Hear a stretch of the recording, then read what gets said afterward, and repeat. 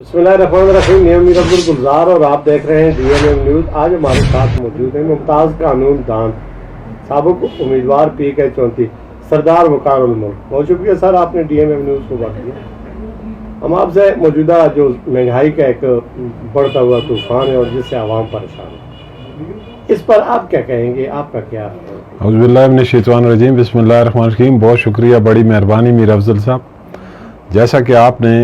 पूछा कि महंगाई की क्या सूरत हाल है, तो देखें पूरे मुल्क के अंदर महंगाई का एक तूफ़ान आया हुआ है और इस मुल्क के अंदर बसने वाले लोगों के पास पेइंग कैपेसिटी न होने के बराबर है।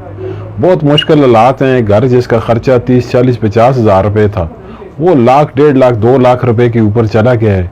चीज़ें नापैद हो रही हैं और उनको ख़रीदना जो है वो एक आम इंसान के बस से बाहर होता जा रहा है। और इसके लिए मौजूदा हुकूमत के पास या इस्टेब्लिशमेंट के पास किसी किस्म का कोई प्लान, कोई प्रोग्राम नहीं है। जैसे कि आप देखें, एक छोटा सा ज़िला है हमारा, ज़िला मानसेरा, इसके अंदर एक शहर है। मानसेरा शहर के अंदर भी एक एक चीज़ की हर दुकान के ऊपर मुख्तलिफ कीमत जो है वो चल रही है।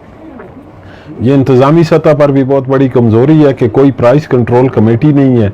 कि आटा एक जगह से अगर 1300 रुपये में मिल रहा है तो दूसरी जगह से 1400 का मिल रहा है, तीसरी जगह से 1500 का मिल रहा है। हर आदमी ने अपना अपना रेट लगाया हुआ है और महंगाई इस कदर बढ़ गई है कि जिससे अब ज़िंदगी जो है वो गुजारनी जो बहुत मुश्किल हो गई है। अच्छा, ये जो नौजवान डिग्रियां उठाए तज़्ज़ब का शिकार है और खुदकशी करने पर मजबूर है और बेरोजगारी दिन ब दिन बढ़ रही है, इस पर आप क्या कहें?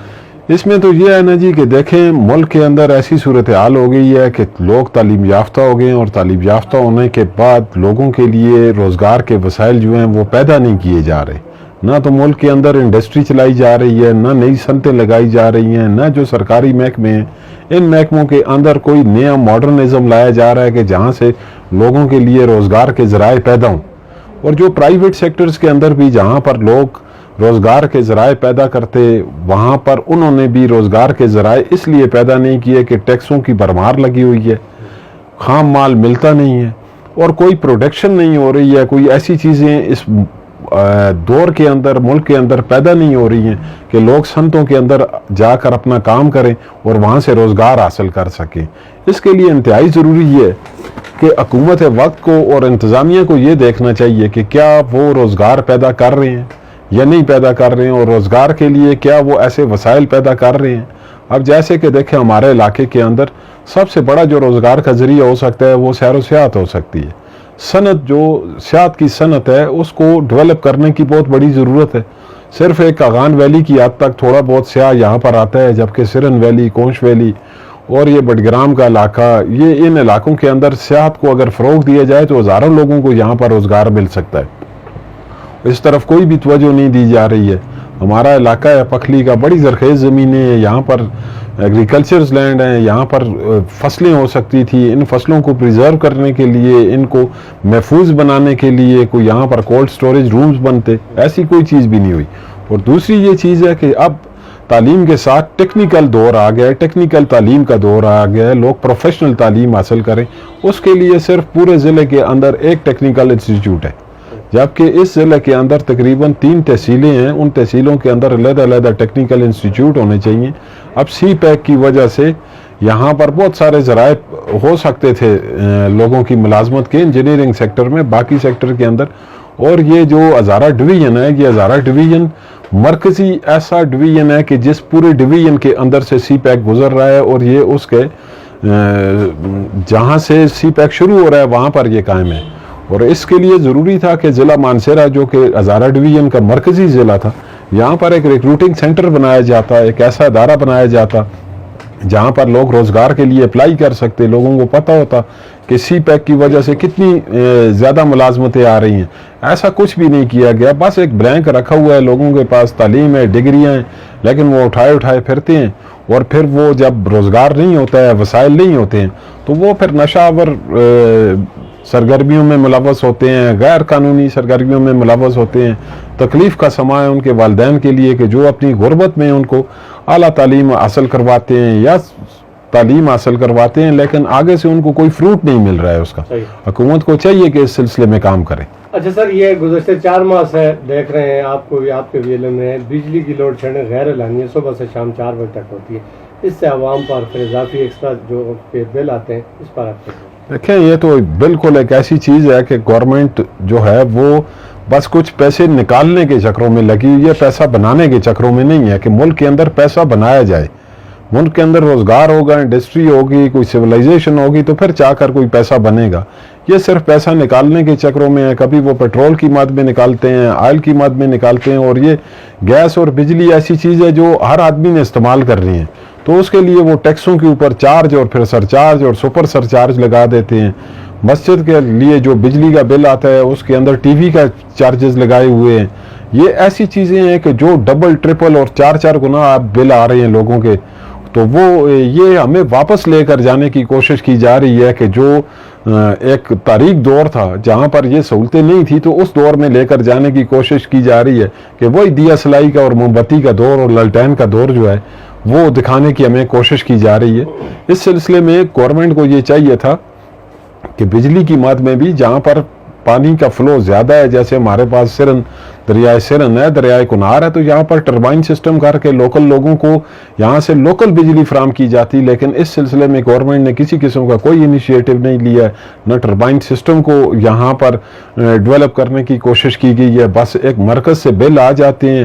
جس آدمی نے 50 یونٹ جلائے ہوئے ہیں اس کو 200 یونٹ کا بل آ رہا ہے، جس نے 50 سے ایک اوپر کرتا ہے تو اس کو 500 یونٹ کا بل آتا ہے، جو انتہائی مشکل ہے، انتہائی تکلیف دہ صورتحال ہے لوگوں کے لیے۔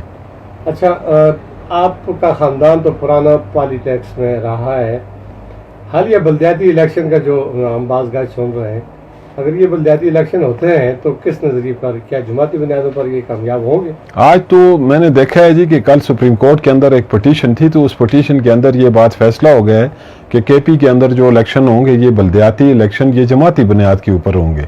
اور اس میں بھی ایک نئی چیز جو سامنے آئی ہے جو بڑی تکلیف دہ ہے یا تھوڑی مشکل ہے، وہ یہ ہے کہ ڈسٹرکٹ جو ہے وہ ڈسٹرکٹ یونٹ تھا ایک صوبے کے اندر،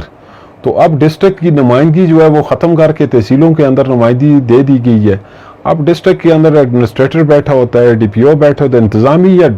جوڈیشری کا جو ہیڈ ہے وہ ڈسٹرکٹ کے اندر بیٹھا ہوا ہے، اور ڈسٹرکٹ کے اندر ایک عوامی نمائندے کا ہونا بھی بڑا ضروری تھا کہ جو ان کے ساتھ نیگوشیٹ کرتا، جو ان کے ساتھ بات چیت کرتا، اور ضلعی سطح کے اوپر جب مرکز سے یا صوبے سے فنڈ آتے ہیں تو وہ ڈسٹرکٹ کے پاس آتے تھے۔ اب ڈسٹرکٹ کا کانسیپٹ ہی ختم کر دیا گیا ہے، عوام کو ایک نئی ٹرک کی بتی کے پیچھے لگا دیا گیا ہے، اور ہر دفعہ ایک نیا سسٹم لے کر آیا جاتا ہے اور پرانے سسٹم کو چھوڑ دیا جاتا ہے۔ بہتر ہے کہ پرانے سسٹم کے اندر بہتریاں کی جاتی، جہاں پر کوئی کمی بیشی تھی اس کو بہتر کیا جاتا، تاکہ لوگوں کا ایک ذہن بنا ہوا تھا، کانسیپٹ بنا ہوا تھا، اس کے مطابق چلا جاتا تو لوگوں کے لیے کوئی ریلیف بنتی وہاں سے۔ یہ دیکھیں، اب آپ اس سے ایک نئی چیز کو دیکھیں کہ ایک ضلع ہے، ضلع کے اندر پہلے ڈسٹرکٹ کونسل تھی، تو ڈسٹرکٹ کونسل جو تھی وہ ایک پورا حکومتی ادارہ تھا جس کے اندر لوگ ملازم تھے، جن کا کام تھا کہ فنڈ کو جنریٹ کرنا ہے، لوگوں کے ٹیکسز کو کلیکٹ کرنا ہے، اور وہ انتظامیہ کے ساتھ بات چیت کرتی تھی۔ اب گزشتہ تقریباً 1.5-2 سال سے ڈسٹرکٹ کونسل جو ہے وہ ختم کر دی گئی ہے۔ اس کا مطلب ہے کہ ضلع کے اندر ڈسٹرکٹ جو گورنمنٹ تھی اس کو ختم کرنے کا نقصان یہ ہوا ہے کہ ملازمین جو موجود ہیں وہ بغیر کسی کام کے تنخواہ لے رہے ہیں، جو لوگ ریٹائر ہو گئے ہیں ان کی ریٹائرمنٹ کے پروسیس رکے ہوئے ہیں، نہ ان کے پاس کوئی انکم ہو رہی ہے، نہ ان کی زمینوں کی، ان کی پراپرٹی کی جو ڈسٹرکٹ کونسل کی ملکیت تھی اس کا کوئی نگہبان ہے، اور نہ ہی وہاں سے کوئی نئی جو لیز آؤٹ ہونا تھا، جو ضلع کے اندر کوئی ترقیاتی عمل ہوتا، وہ بالکل ختم ہو کے ایک جمود کا شکار ہو گیا ہے۔ اب یہ ایک ادارہ تھا، اس کو آئین کے تحت بنایا گیا، اس کو گورنمنٹ آف پاکستان چلاتی تھی۔ جیسے آپ دیکھیں گے ایک ڈسٹرکٹ گورنمنٹ تھی، تو ڈسٹرکٹ گورنمنٹ کے پاس نیگوشیٹ کر کے ڈسٹرکٹ گورنمنٹ کے ساتھ مذاکرات کرنے کے پاس ضلع مانسہرہ میں ایک ٹول پلازا بنا ہوا تھا۔ اب ٹول پلازا کی جو لاکھوں کروڑوں روپے کی انکم ہے، اس سے میرا نہیں خیال کہ ضلع کے عام عوام کو کوئی فائدہ ہوتا ہو۔ وہ ٹھیکیدار کا فائدہ ہے، وہ NHA کا فائدہ ہے۔ اگر ڈسٹرکٹ کونسل ہوتی ہے، عوامی نمائندے ہوتے ہیں، بنیادی عوامی نمائندے جو ہوں گے وہ اس فنڈ سے علاقے کے اندر ترقیاتی کام کریں گے، سڑکیں بنائیں گے، پانی کی سہولت فراہم کریں گے۔ زلزلے کے بعد ویسے بھی بہت بڑی آبادی ہمارے علاقے کے اندر جو ہے وہ متاثرہ علاقوں سے شہری علاقوں کی طرف آئی ہے، اور ان کو تمام بنیادی سہولتیں دینا جو ہیں وہ بہت مشکل ہیں جب تک گورنمنٹ جو ہے وہ ٹیکس کلیکٹنگ جو اس کے ادارے ہیں جیسے ڈسٹرکٹ کونسل ہے، تحصیل تھی، ان کو مینیج کرے، ان کو دوبارہ سے فعال کرے، اور یہ ٹیکس کلیکٹ کر کے تو لوگوں کے جو کام ہیں ان کو جو سہولت دینی ہے، جو ان کے بنیادی حقوق ہیں وہ ان کی دہلیز تک پہنچائے۔ تھینک یو سر، بہت